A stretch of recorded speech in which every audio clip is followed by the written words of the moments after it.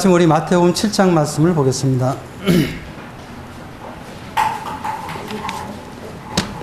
마태복음 7장입니다. 1절부터 5절까지 보겠습니다.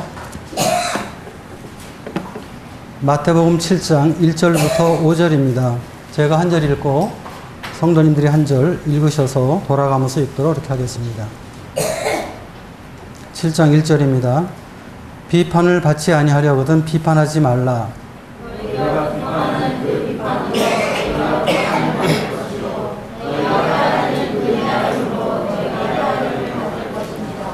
어찌하여 형제의 눈 속에 있는 티는 보고 네 눈 속에 있는 들보는 깨닫지 못하느냐.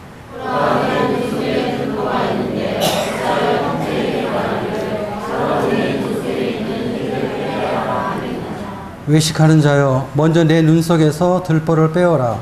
그 후에야 밝히 보고 형제의 눈 속에서 티를 빼리라. 네, 됐습니다. 5절까지 읽었습니다. 오늘 이 본문 말씀 가지고 비판하지 말라는 그런 제목으로 말씀을 드리도록 하겠습니다. 시편 133편 1절에 보면은 그런 말씀이 있죠. 형제가 연합하여 동거함이 어찌 그리 선하고 아름다운고. 제가 참 가장 좋아하는 말씀입니다. 그래서 우리가 이 하나님의 교회에서 주님을 섬길 때 가장 중요한 것은 형제들의 마음이 하나가 되는 것이죠. 우리 이미 하나가 되었는데 하나 된 것을 힘써 지켜나가는 것. 이것이 바로 연합하는 것이죠. 그리고 우리가 하나님의 가족으로 하나님의 집에 같이 동거하면서 하나님의 교회 안에서의 동역을 하게 되죠. 그래서 이 하나님이 세상을 보실 때 사실은 뭐 아름다운 것이 뭐가 있겠어요? 그런데 그리스도 안에 있는 형제들이 구원받고 형제가 연합하여 함께 동역해 나갈 때 하나님은 아름답게 보신다고 이렇게 말씀을 하고 있습니다. 근데 우리가 이러한 그 연합과 동거는 참 중요한데 이러한 말씀을 순종하기 위해서 가장 걸림돌이 되는 것은 바로 판단하는 것입니다. 제가 주님을 섬기면서 경험적으로 제가 깨닫는 것은 이 판단이 들어오게 되면 동역은 어렵게 되기 때문입니다. 그리고 이 판단이라는 것은 사실은 겸손한 사람이 판단하지 않거든요. 겸손하고 온유한 사람들이 판단하지 않습니다. 이 판단은 사실은 교만에서 오는 것입니다. 우리가 이 선악과를 먹은 인간의 그 죄로 인한 어떤 죄성의 열매이죠. 그래서 이 자기 중심적인 생각을 많이 하게 되고 자기가 기준이 되어서 선악을 판단하게 되는 것이죠. 자기가 좋으면 선한 것이고 자기가 싫으면 악한 것이 되는 것입니다. 심지어는 많은 사람들이 반대해도 또 많은 사람들이 악이라고 해도 내가 좋으면 선하다고 생각하는 이런 죄성이 우리 가운데 들어있죠. 근데 이렇게 판단하는 사람들은 신앙이 자라지 않는다는 것입니다. 우리가 6장에서 이제 그 외식하는 문제와 그 다음에 이제 이 재물에 관한 문제에 대해서 말씀을 드렸는데, 이 7장에 와서 이 판단하는 문제가 이제 주님이 말씀하시는데, 이 판단을 하게 될 때 우리의 신앙이 자라지 않는다는 것입니다. 왜냐하면 판단하는 사람들은 삶의 변화가 없어요. 일반적으로 볼 때. 왜 그러냐 하면은 자신의 문제를 모르고 남에게서 늘 문제를 찾기 때문입니다. 사람이 살아가는 삶 속에서 문제가 없을 수가 없어요. 어떤 일들이 안 벌어질 수가 없어요. 근데 모든 문제라는 건 사실은 각자 다 있는 거예요. 어느 한쪽만 일방적으로 있고 한쪽은 의로운 것은 결코 아니거든요. 근데 이 판단하는 분들은 자신의 문제를 모르고 문제를 늘 남에게 찾는 것입니다. 다른 사람에게. 그러니까 어떻게 돼요? 타인을 비판하게 되고 또 비난하게 되는 것입니다. 우리가 나 자신을 돌아보게 될 때 내 자신이 성장할 수 있는 기회가 되는데 나를 돌아보지 아니하고 나는 문제가 없는데 상대만 문제가 있기 때문에 그 사람을 판단하기 때문에 내가 주님 안에서 자랄 수 있는 기회를 상실한다는 것입니다. 근데 자신의 문제를 알면은 판단하기 어려운 것이죠. 광야의 이스라엘을 보게 되면 그 40년 동안 방황했잖아요. 근데 이 40년 동안 이스라엘의 광야 생활을 우리가 정리한다면은 늘 그들은 판단했습니다. 늘 불평했어요. 애굽의 그 번영된 그러한 그 안락한 곳에 살다가 광야로 생활할 때 얼마나 많은 문제가 일어났겠어요. 얼마나 많은 불편함이 일어났겠어요. 근데 그 문제가 있을 때마다 이스라엘 백성들은 모든 문제를 하나님께 돌렸어요. 하나님이 우리 잘 살고는 우리들 불러다가 괜히 광야에서 우리 고생하게 한다. 모세가 우리를 갖다 인도해가지고 그 참 애굽은 정말 좋은 데인데 이 물도 없고 양식도 없는 광야에서 죽게 한다. 그래서 항상 불평, 원망. 이걸 자주 하다 보니까 습관이 돼버렸어요.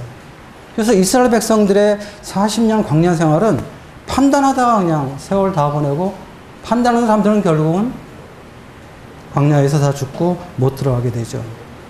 이런 걸 보게 될 때 우리가 이 판단하는 것을 삼가하는 것이 얼마나 중요한가 하는 것을 생각해 봅니다. 물론 성경은 모든 판단을 금지하는 것은 아닙니다.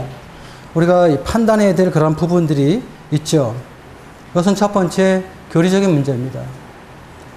어떤 진리와 비진리, 강단에서 우리가 말씀이 선포되는데 이 말씀을 잘 우리가 분별하고 판단할 필요가 있죠.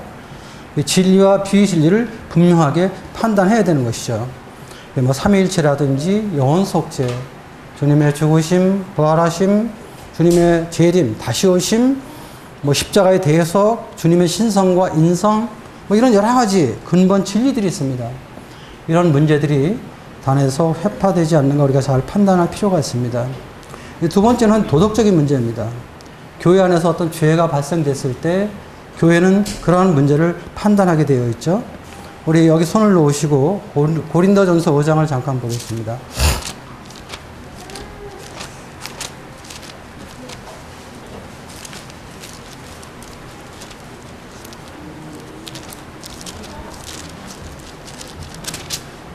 (5장) 11절부터 보겠습니다. 이제 내가 너희에게 쓴 것은 만일 어떤 형제라 일컫는 자가 음행하거나 탐욕을 부리거나 우상숭배를 하거나 모욕하거나 술 취하거나 속여 빼앗거든 사귀지도 말고 그런 자와는 함께 먹지도 말라 함이라. 밖에 있는 사람들을 판단하는 것이야 내게 무슨 상관이 있으리오마는 교회 안에 있는 사람들이야 너희가 판단하지 아니하랴. 밖에 있는 사람들은 하나님이 심판하시려니와 이 악한 사람은 너희 중에서 내쫓으니라. 그래서 이제 구원받았다는 형제가 음행을 한다든지 지나친 욕심으로 인해서 문제가 발생한다든지 또 우상을 숭배한다든지 모욕한다든지 뒤에서 판단한다든지 뒤에서 일꾼들을 비난한다든지 어떤 성도님들을 후욕한다든지 또 술 취한다든지 또 이렇게 남을 속여서 물질을 빼앗는다든지 뭐 이렇게 되면 어떻게 돼요? 이런 사람들은 교회가 판단해서 너희 가운데 내쫓을 것을 이렇게 말씀을 하고 있습니다. 또 우리가 이제 영적인 문제, 우리가 이 교회 안에서 성도님들을 영접하게 될 때 정말 이분이 구원받은 분인가 그렇지 않은가 하는 것을 분명하게 판단해서 영접하는 것, 뭐 이런 것들은 우리가 분명히 판단을 해야 될 그런 문제들입니다. 그런데 성경에서 말하고 있지 않은 것들이나 또 분명하게 명시되지 않은 것들은 우리가 분별해서 할 수도 있고 안 할 수도 있죠. 그래서 우리는 이런 부분에 대해서는 판단하는 것이 아니라 분별하는 그런 지혜가 필요합니다. 이 판단과 분별하면 어떤 차이가 있을까요? 판단과 분별은 비슷한 것 같지만 아주 반대적인 의미를 갖고 있습니다. 판단은 그 형제를 부정적인 시각으로 보기 때문에 쉽게 비난하고 정죄할 수가 있습니다. 그래서 형제를 실족시키고 넘어지게 하죠. 그런데 분별은 형제를 긍정적인 시각으로 보면서 어떤 잘못을 볼 때도 불쌍히 여기는 것입니다. 그리고 그 사람을 세워주고 일으켜주려고 하는 이런 마음을 갖게 되죠. 또 판단은 잘못을 볼 때 뭐 다른 사람들에게 말하고 막 퍼뜨리고 또 교만한 자세로 상대를 뭐 책망하고 뭐 이렇게 하죠. 근데 분별은 상대의 잘못을 타인에게 말하지 않죠. 그리고 기도해 주면서 회복을 위해서 겸손과 온유로 교제하는 이러한 그 모습을 보이게 됩니다. 그렇기 때문에 이 판단은 사람을 죽이는 결과를 가져오는 것입니다. 근데 분별은 사람을 살리는 그런 결과를 가져오게 되는 것입니다. 그래서 우리가 주님을 섬기면서 우리 성도님들은 판단하지 않고 다른 사람을 판단하지 않고 분별하면서 주님을 섬겨야 되는 것이죠. 이것이 지혜로운 삶의 태도입니다. 본문을 보면 주님께서 비판하지 말라 이렇게 말씀하고 계십니다. 지금 이 1절부터 5절까지 보면 주님은 연역적인 방법으로 말씀을 하고 있어요. 결론을 딱 벌써 1절에서 말씀하고 있고 그렇게 하지 말아야 될 이유들을 지금 이렇게 말씀을 5절까지 이렇게 하고 있습니다. 그래서 저는 오늘 귀납적인 방법으로 말씀을 드리겠습니다. 그럼 사람들이 왜 비판을 하게 될까? 비판하는 이유가 뭘까? 한번 생각해 보겠습니다. 3절 말씀. 어찌하여 형제의 눈 속에 있는 티는 보고 네 눈 속에 있는 들보는 깨닫지 못하느냐. 이 주님이 우리에게 주시는 교훈입니다. 사람들이 판단을 자꾸 하는 이유는 뭐냐 하면은 내 들보를 못 본다는 것입니다. 내 들보는 보지 못하고 남의 눈에 있는 티는 크게 본다는 것입니다. 아마 이거는 2000년 전에 사람들이나 온라인이나 아마 똑같다고 생각이 듭니다. 어찌하여 형제의 눈 속에 있는 티는 보고 네 눈 속에 있는 들보는 깨닫지 못하느냐. 바꿔 얘기하면 내 잘못은 모르는 거예요. 남의 잘못만 보이는 거예요. 남의 잘못은 커 보이고 내 잘못은 작아 보이든지 아니면 안 보이는 거예요. 안 보이니까 어떻게 돼요? 내 허물을 모르잖아요. 이것이 문제가 되는 것입니다. 제가 주님을 섬기면서 깨닫게 되는 것은요. 내가 하나님 앞에 어떤 사람인가 하는 것을 내가 잘 살피면요. 쉽게 판단을 못하는 것입니다. 예를 들어서 제가 볼 때 어느 형제가 사랑이 없는 것 같아요. 원당교회에 사랑이 없는 것 같아요. 그럼 우리 쉽게 이 교회에 사랑이 없어. 아무개 형제는 뭐 말로만 사랑하지 사랑이 없어. 이렇게 판단이 탁 들어옵니다. 근데 주님 앞에서 그럼 나는 얼마나 사랑을 가지고 있는가 생각해 볼 때 저도 사랑이 없어요. 저도 사랑이 없단 말이에요. 근데 내가 사랑이 없는 건 모르면서 남의 사랑이 없는 것은 보이는 거예요. 이렇게 되면 어떻게 됩니까? 판단을 하게 되는 것이죠.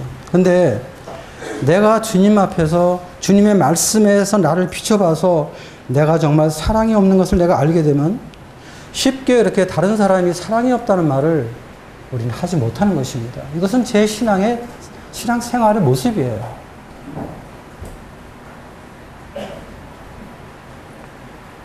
또 우리는 그 나와 친한 사람들, 나와 코드가 맞는 사람들, 내 가족들의 잘못은 안 보여요. 또 잘못을 해도 관대합니다. 근데 나하고 좀 친하지 않은 사람들, 내 가족이 아닌 사람들의 티는 어떻게 봐요? 크게 보이는 것입니다. 그런데 주님은 우리에게 말씀하시기를 남의 잘못은, 티 같은 잘못은 적게 보고 그리고 내 잘못, 들보 같은 내 잘못은 크게 봐야 한다는 것입니다. 왜? 그러면 비판하지 않으니까. 내 허물이 더 큰데 내 눈에 좀 들보가 있어요. 여러분 들보가 어느 정도인지 아십니까? 이 헬라어 의미를 보면은 큰 이 기둥을 얹을 수 있는 그러한 돌이에요. 그러니까 이 들보가 엄청나게 크게 보이는 겁니다. 티는요? 티는 먼지 같은 거예요. 잘 안 보여요, 사실. 그런데 남의 잘못은 들보처럼 크게 보고 내 잘못은 티처럼 적게 본다는 것입니다. 근데 주님은 우리에게 말씀하시기를 바꾸라는 것이죠. 왜? 그러면 비판하지 않는다는 것입니다. 물론 주님이 이 말씀을 하시는 것은 바리새인들을 생각하시고 하신 말씀입니다. 그 당시 유태교에 많은 교파가 있었지만 그 교파 가운데서 가장 대표적으로 비판에 탁월한 사람들은 바리새인이었어요. 바리새파 사람들이었습니다. 그러니까 이 바리새인들은 자신의 들보는 모르고 다른 사람들의 허물만 찾아서 비판하는 사람들이에요. 얼마나 교만하겠어요.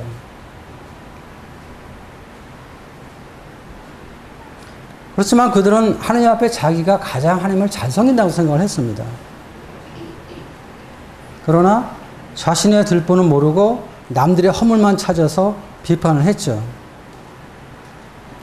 바리새인들은 그 로마서 2장 그 19절에 보면은 잠깐 찾아보겠습니다. 로마서 2장 19절.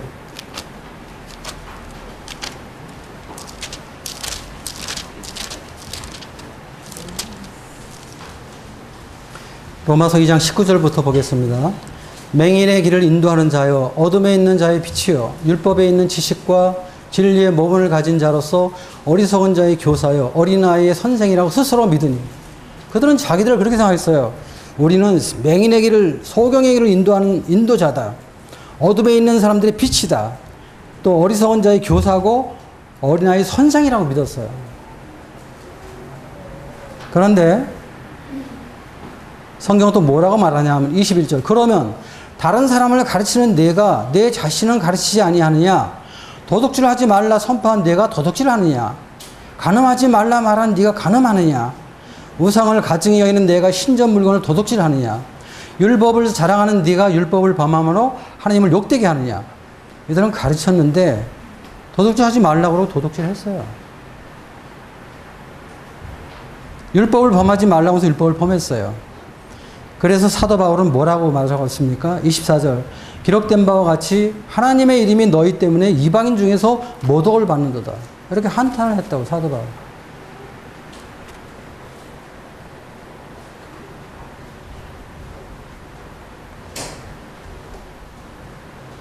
그런데 바리새인들은 자신의 들보를 몰랐습니다. 그리고 남의 티를 판단했죠. 누가복음 18장 10절에 보면은 성전에서 두 사람이 기도하죠. 하나는 바리새인이고 하나는 세리입니다. 바리새인이 기도하죠. 주님, 나는 다른 사람처럼 토색도 아니하고 불의도 아니하고 간음도 하지 않습니다. 또 이 세리와도 하지 않습니다. 그리고 주님, 저는 10의 1조를 하고요. 저는 일주일에 2번 금식합니다. 이렇게 하나님 앞에 기도했어요. 근데 그 기도 내용을 보면 뭡니까? 자기 자랑이에요. 자기 자랑. 주님을 자랑하는 것이 아니라 자기를 자랑했단 말이에요. 그리고 옆에 있는 세리를 판단하는 이런 모습을 보게 되죠. 주님이 누구를 의롭다고 했습니까? 바리새인은 자기가 의롭다고 생각했지만, 근데 옆에 있는 세리는 얼굴을 들지 못하고 자기 가슴을 치면서 주님, 나는 죄인입니다. 이렇게 말했단 말이에요. 우리가 볼 때 어떤 사람이 의롭게 보여요? 당연히 바리새인이 의롭게 보이죠. 나는 저 사람 같이 아니하고, 나는 이것도 하고, 이것도 하고, 이것도 안 하고, 이것도 안 하고, 저 사람을 하고. 그런데 주님은 우리의 판단과 같지 않잖아요. 세리를 의롭다고 하셨습니다. 그러니까 이 바리새인들은 하나님을 가장 잘 섬긴다면서 하나님이 어떤 분인지를 몰랐어요. 하나님이 어떤 분인지 모르니까 자기 자신도 모르는 거죠. 그러니까 들보 있는 것을 모르니까 자기를 자랑하게 되는 것입니다. 근데 바리새인은 바벨론에서 이제 포로로 붙잡혔다가 70년 만에 이스라엘로 돌아오잖아요. 팔레스틴이 돌아왔는데, 그때 바리새인들은 하나님 앞에 열심히 섬기겠다고 결심한 사람들이에요. 우린 정말 우상 숭배하지 않고 하나님을 섬기겠다. 처음에는 말씀 순종하면서 구별된 삶을 살고 좋은 간증을 보였죠. 근데 이제 시간이 지나면서 어떤 문제가 일어나냐면 자기처럼 열심히 안 한 사람을 판단하기 시작한 거예요.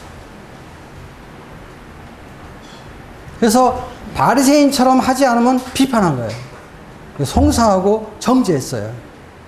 그러니까 어떻게 됩니까? 바리새인들은 항상 의로운 거예요. 항상 의로워요. 그 사람들은. 항상 판단하고 항상 정죄하니까. 심지어는 외식하면서까지 도둑질 하지 말라고 가르치면서 저는 도둑질 하면서 그러면서 자기가 의롭다고 생각했단 말이에요. 그러니까 외식이 나오는 거잖아요. 늘 판단한 삶을 살았어요. 이렇게 하다 보니까 어떻게 됩니까? 심지어는 그들이 잘 믿는다는 하나님, 그 하나님이 보내신 하나님의 아들이 이 땅에 오셨는데도 그들은 항상 하나님의 아들 예수 그리스도를 비판했단 말이에요. 아주 무서운 것이죠.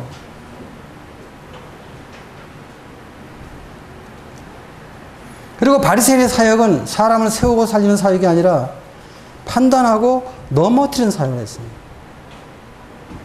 판단은요, 면도칼과 같은 것입니다. 판단은. 왜냐고요? 판단은 남만 다치는 게 아니에요.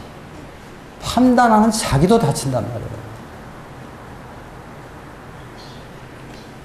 선악과 먹으면, 선악과를 매일 따먹으면 날마다 비판하는 사람이 되는데, 남을 찌르죠. 결국은 나도 찔리는 거란 말이에요.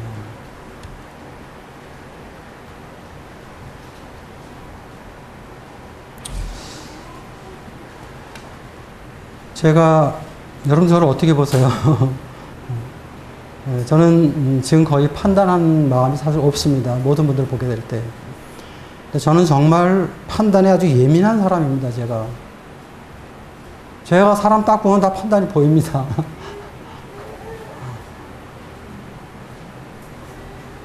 제가 아마 주님 몰랐으면은 정말 놀랍게 판단하는 사람이 됐을 거예요. 아마 이렇게 운동권 그런 데 들어가서 아마 열심히 판단하고 비판하고 앞장서서 아마 활동했을 것 같아요. 근데 이 비판하다 보니까 오늘날 나도 안 좋아지는 거예요. 나도 안 좋아지는 거예요. 그리고 비판한다고 달라집니까? 비판한다고 달라지지 않습니다, 여러분들. 판단한다고 변화됩니까? 예를 들어서 여러분들이 저를 판단하려고 합시다. 그럼 여러분들이 저를 판단하고 비판한다고 해서 제가 달라지겠어요? 아마 감정만 안 좋아질 것 같아요. 비판은 사람을 세워주지 않습니다. 지난번에 원일 형제가 혜진 자매 관계를 얘기했는데, 제 옛날 모습 보는 듯 했어요. 저는 시간 어기는 거는 못 참아요. 시간 어기는 것은 정말, 교회 집회 시간 늦는다는 거는 제 삶 속에 있을 수가 없는 일입니다. 저는 항상 1시간, 2시간 전에 먼저 왔으니까. 집에서 오려면 집사람은 같이 와야 되잖아요. 근데 집사람 뭐를 자꾸 해요. 그러니까 이제 어렵게 되죠. 근데 제가 도와주지 않고 자꾸 재촉만 하고 이제 이렇게 되는 거죠. 그러니까 제가 제 아내를 판단하는 거죠. 비판하는 거죠. 잔소리하는 거죠.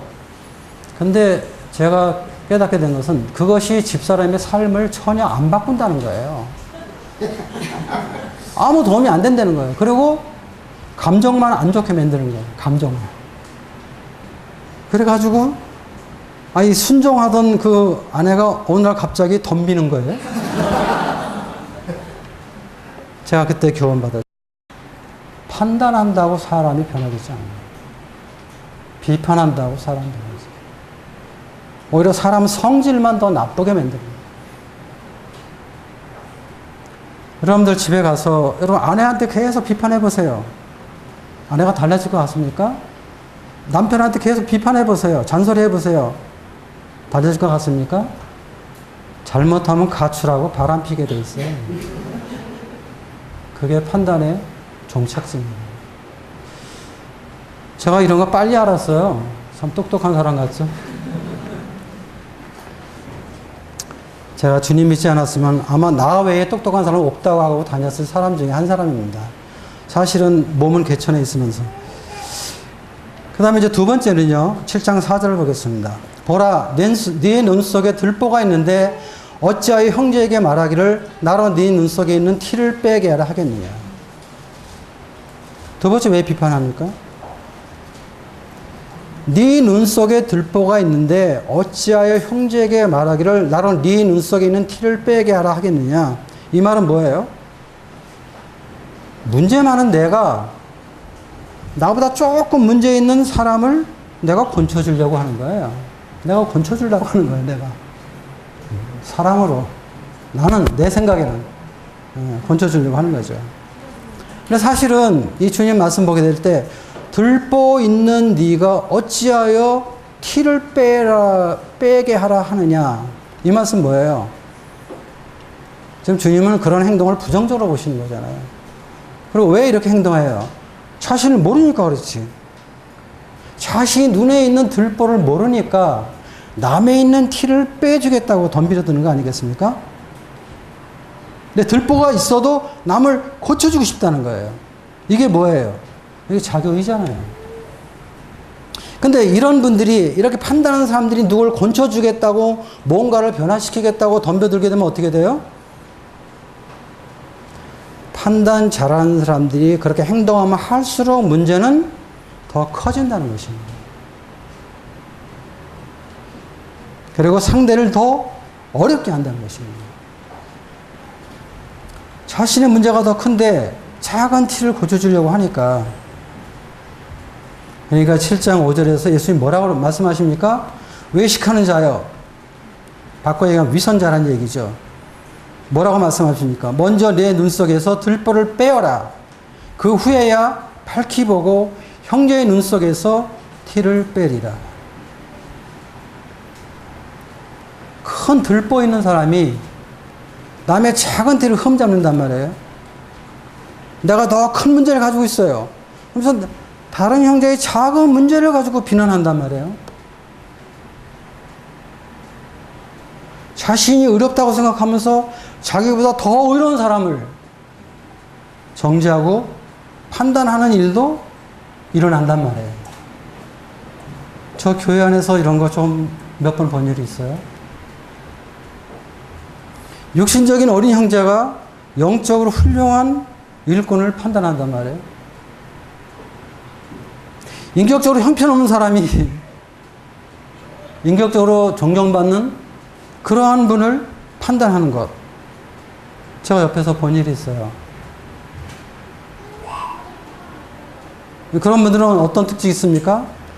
남에게는 아주 엄격한 잣들 되는 것입니다. 아주 엄격한 잣들 되는 거예요. 근데 똑같은 일이 일어나면 나에게는 자비로운 잣들을 사용하죠. 나에게는. 그 대표적인 사람이 누구예요? 바리새인들. 바리새인들은 예수님에게 어떠한 문제를 발견할 수가 없었습니다. 그러니까 나중에 어떻게 예수님 죽였어요? 거짓 증인들, 돈 줘가지고 매수해가지고 거짓 증인들을 만들어가지고 예수님 죽였잖아요. 스데반도 그랬어요. 스데반도 흠잡을 게 없었어요. 그러니까 이 사람들이 다른 사람들을 통해서 모함을 해서 정죄를 해서 죽여버리죠. 이런 것들은 참 안타까운 것입니다.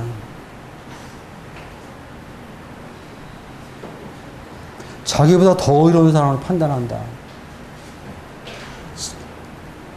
정말 헌신 많이 하는 사람을 갖다가 헌신 안 하는 사람이 판단한다.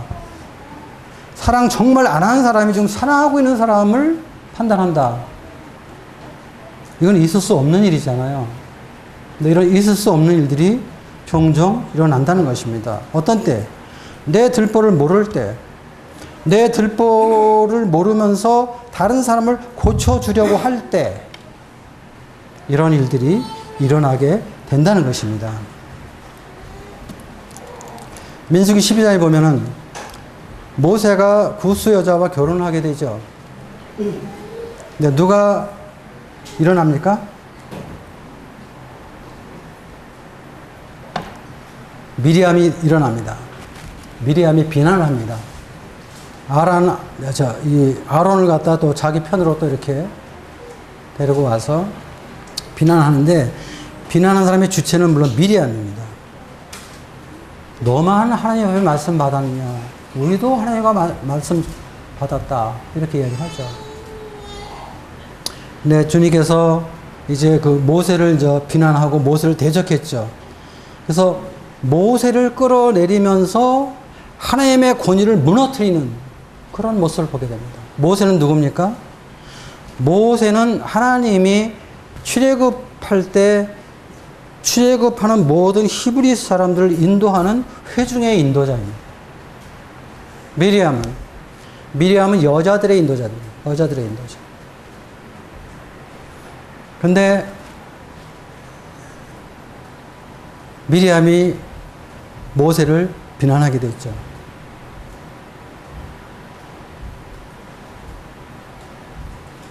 하나님의 권위를 무너뜨리는 모습입니다. 판단이 이렇게 무서운 결과를 초래합니다.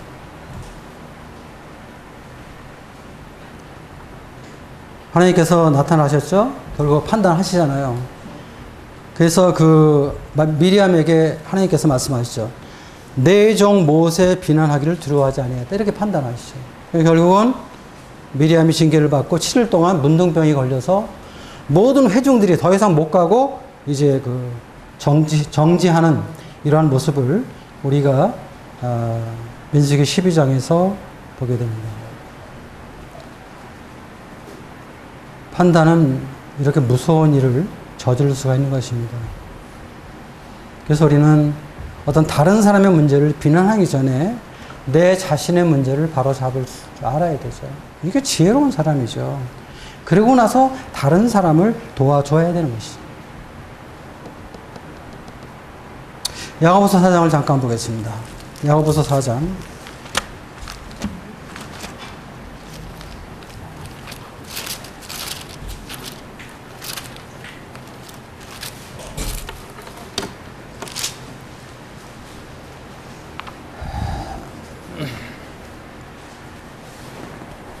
11절 12절입니다. 야고보서 4장 11절 12절입니다. 형제들아 서로 비방하지 말라. 형제를 비방하는 자나 형제를 판단하는 자는 그 율법을 비방하고 율법을 판단하는 것이라. 내가 만일 율법을 판단하면 율법의 준행자가 아니요 재판관이로다. 입법자와 재판관은 오직 한 분이시니 능히 구원하기도 하시며 멸하기도 하시느니라. 너는 누구이기에 이웃을 판단하느냐. 주님께서 형제들을 비난하지 말 것을 말씀하는 것을 보게 됩니다. 그리고 이제 형제를 판단하면 율법의 준행자가 아니라 재판관이 된다. 근데 입법자와 재판관은 하나님이시잖아요. 근데 우리가 형제를 판단하면 우리는 율법의 준행자가 돼야지. 하나님의 말씀을 준행하는 위치에 있어야지 말씀을 가지고 남을 판단해서는 안 된다는 것입니다.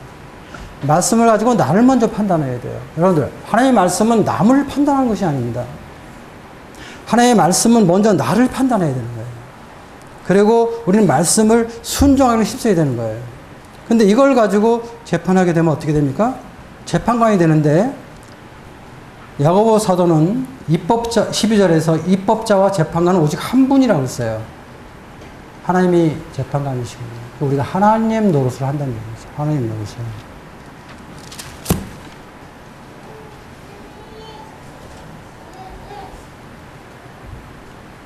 그러니까 형제를 비난한다는 것은요, 내가 하나님 자리에 있으니까 그렇게 하는 것입니다.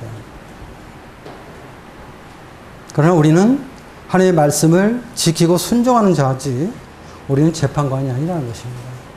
그리고 말씀은 항상 나를 살피게 되어 있는 거예요. 말씀을 가지고 남을 살피게 되어 있는 게 아닙니다. 남을 판단하게 되어 있는 게 아닙니다. 나를 먼저 살피고 나야 다른 사람을 살필 수 있는 것입니다.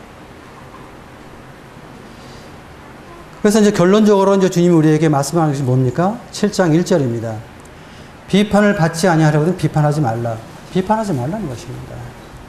판단하지 말라는 것입니다. 그리고 2절에 보면 너희가 비판하는 그 비판으로 너희가 비판을 받을 것이요. 너희가 헤아리는 그 헤아림으로 너희가 헤아림을 받을 것이니라. 이 말씀 무슨 말입니까? 비판하는 사람은, 판단하는 사람은 반드시 나중에 판단받는다는 것입니다. 비판받는다는 것입니다. 갈라디아서 6장 7절에 보면 그런 말씀이 있죠. 사람이 무엇으로 심든지 그대로 거두리라. 성령으로 심으면 성령의 열매를 맺고 육체로 심으면 육체의 열매를 맺는다. 이런 말씀을 사도 바울이 하시면서 사람이 무엇으로 심든지 그대로 거둔다. 사실 이 말씀은 우리의 삶 속에도 자주 반복되고 일어날 수 있는 일이라고 생각됩니다. 뿌린 대로 거둔다고 그러잖아요. 심은 대로 거둔다고 그러잖아요. 그래서 주님은 결론적으로 비판하지 말라는 것입니다. 근데 비판한 사람은 사실은요, 사랑이 없기 때문에 비판하는 것입니다. 어떤 사람이 나를 판단한다 하면요, 저에 대한 사랑이 없기 때문에 판단을 하는 것입니다. 사랑한다는 것은 뭡니까? 판단하지 않는 것입니다. 바꿔 얘기해요. 그래서 사도 바울이 고린도서 13장 4절에서 사랑에 대한 말을 하잖아요. 사랑은 오래 참고, 사랑은 온유하며, 사랑은 뭐 시기하지 않고, 자랑하지 않고, 무례히 행하지 않고, 교만하지 않고, 뭐 이런 말씀이 있잖아요. 시기하지 않는 것, 교만하지 않는 것, 자랑하지 않는 것, 무례히 행치 않는 것, 자기 유익을 구치 않는 것, 이게 사실은 사랑입니다. 근데 이런 것들이 뭡니까? 이런 것들이 사실 판단의 요소들입니다. 교만한 사람이 판단하는 거예요. 그리고 판단을 왜 합니까? 사실 내 유익을 위해서 판단하는 거예요, 사실은. 근데 그 유익이 안 되는 건데, 사실은. 그리고 무례히 행하는 사람들이 판단하는 거예요. 무례히 행하는 사람들이.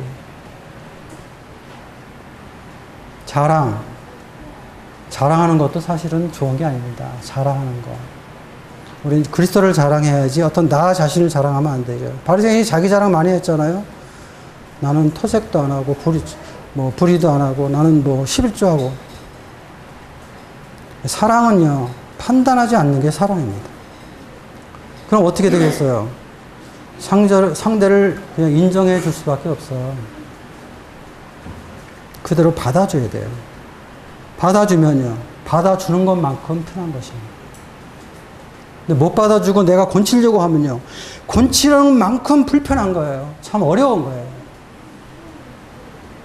그래서 제가 제 집사람 곤치는 거 포기했잖아요.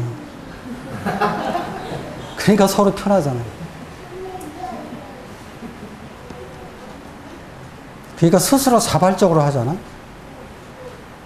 그게 필요해요. 스스로 자발적으로.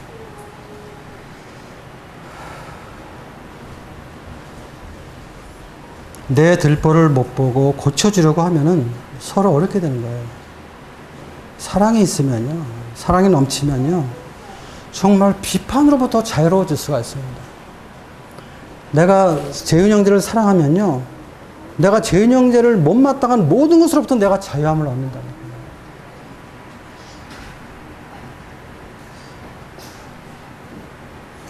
그래서 분별을 하죠. 분별하면서, 아, 나는 저렇게 하면 안 되겠다. 그리고 또 내 마음에 형제를 사랑할 수 있는 마음이 있으면은 내가 겸손한 마음으로, 온유한 마음으로 형제와 또 교제도 하죠. 사랑은 무조건 말 안 하고 가만히 있는 것만 또 사랑은 또 아니잖아요.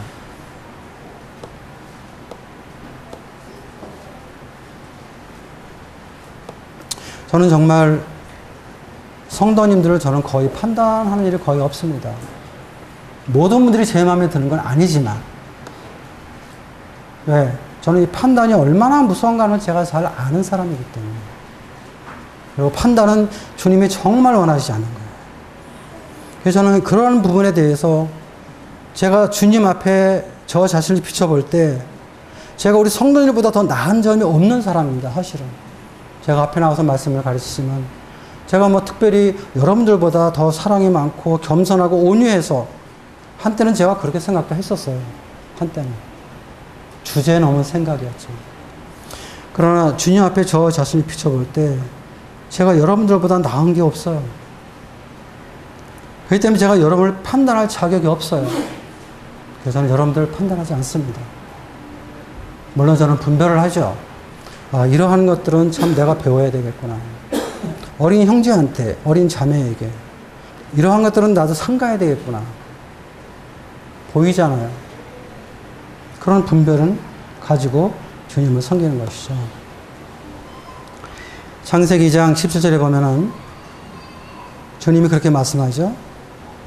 선악을 알게 하는 나무 열매를 먹지 말라고 그랬습니다. 먹는 날은 어떻게 돼요? 정령 죽으리라. 반드시 죽는다고 했어요. 하나님은 선악을 판단하는 것을 금하셨어요. 왜? 그건 하나님이 하실 일이니까. 그리고 판단하면 어떻게 돼요? 내가 죽으니까. 판단하면 죽는 거란 말이에요.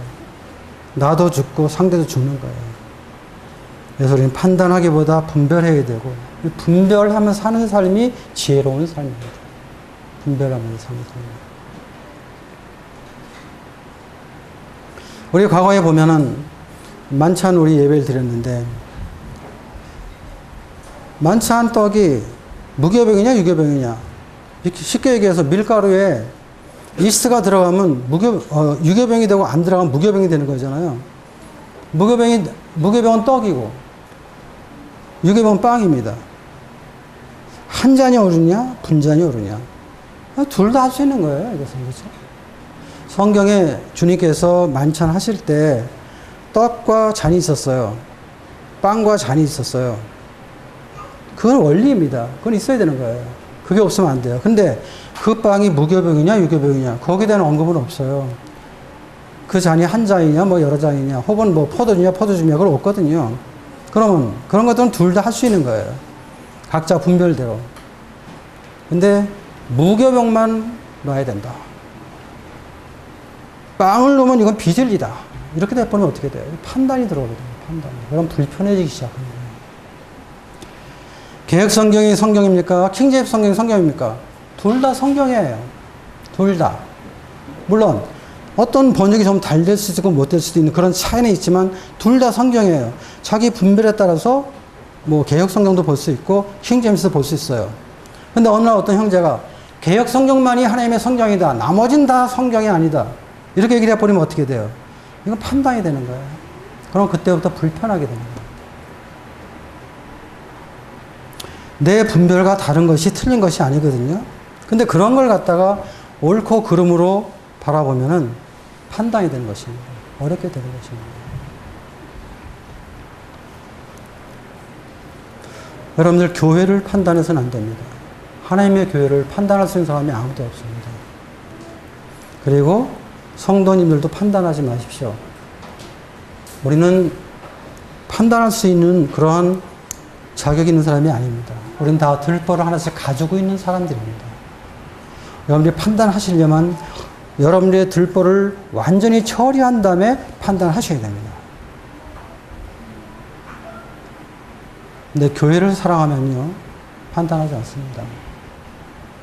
주님을 사랑하면요, 판단하지 않습니다. 성도를 사랑하면요, 판단하지 않습니다. 그리고 그 사랑이 사람을 변화시킵니다. 그리고 판단은 사람을 실족시킬 뿐이죠. 그래서 교회는 항상 사람을 세워주는 사역을 해야 되는 것입니다.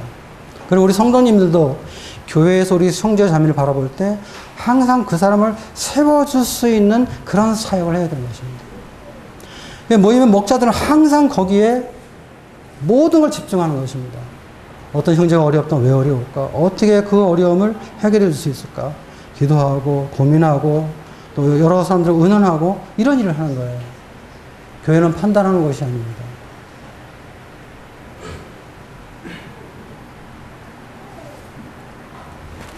성경 한 구절 보고 마치겠습니다. 마태복음 11장.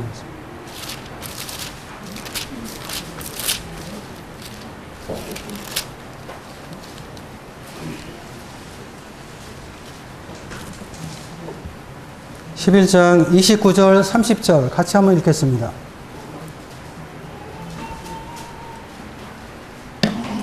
마태복음 11장 29절 30절 다 찾으셨나요? 네. 같이 읽겠습니다. 시작. 나는 마음이 온유하고 겸손하니 나의 공의를 내고 죄를 들어라. 왜냐하면 너희 마음이 신중하거니와 이는 내 몸에는 있고 내 생은 하지 않느니라. 저는 이 말씀 읽으면 참 큰 감동이 됩니다. 나는 마음이 온유하고 겸손하니 우리가 믿는 주님, 우리가 섬기는 주님, 그분이 어떤 분이냐 하면 그분이 우리에게 말씀하시기를 나는 마음이 온유하고 겸손하다고 말씀하셨습니다. 정말 마음에 큰 감동이 돼요. 왜? 저는 온유하지 않아요. 저는 겸손하지 않습니다. 주님, 나는 마음이 온유하고 겸손하다고 이렇게 말씀을 하셨습니다. 이 말씀은 참 겸손하지 않고 온유하지 않은 저에게 얼마나 우리 주님이 놀라운 주님인가 하는 것을 생각하고 감사합니다. 나의 멍에를 메고 내게 배우라. 그리하면 너희 마음이 쉼을 얻으리라. 우리는 이것을 배울 필요가 있습니다. 우리는 온유하지 않고 겸손하지 않아요. 그러나 우리는 주님의 생명을 가졌기 때문에, 또 신의 성품을 가진 사람들이기 때문에, 또 성령의 도우심이 있기 때문에 그 은혜 아래서 주님의 겸손함과 온유함을 배우는 것이 교회입니다.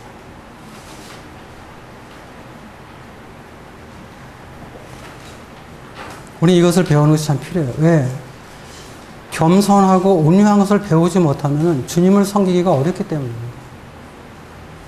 겸손과 온유가 없으면 주님의 일을 하기가 어렵기 때문입니다.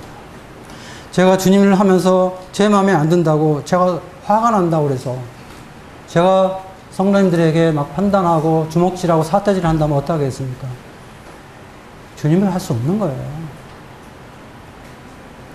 우리 이것을 주님 앞에 배울 필요가 있는 것이죠. 우리가 주님의 교회 안에서 옳고 그름을 나누는 것을 배우는 것이 아니라 교회의 머리이시고 우리를 구원하신 우리의 참된 주가 되신 그분의 마음을 배우는 것입니다. 나는 마음이 온유하고 겸손하니 우리가 이 마음을 배우는 것입니다. 그리고 이런 마음을 배우게 될 때 우리는 비로소 내 들보를 뺄 수 있고, 그리고 내 들보를 뺐다면 다른 형제의 티도 뺄 수 있도록 도와주는 역할을 할 수 있을 것입니다. 그러나 그렇지 아니하면은 어려운 것이죠. 주님이 참 우리에게 오셔서 참 그 아무것도 아닌 우리들, 그러면서도 뭔가 대단한 것처럼 항상 목에 힘주고 눈에 힘주는 우리들을 향해서 나는 마음이 온유하고 겸손하니 정말 감사한 분입니다. 우리가 주라고 하는 그분이 이러한 마음을 가졌다면 이분을 따라가는 우리들도 이렇지는 못하지만 이것을 배워야 되는 것이죠. 그리고 주님을 섬길 때 하나님의 교회는 정말 아름다운 교회가 되는 것입니다. 그리고 주님의 아름다움과 거룩함을 나타나는 교회가 되는 것입니다.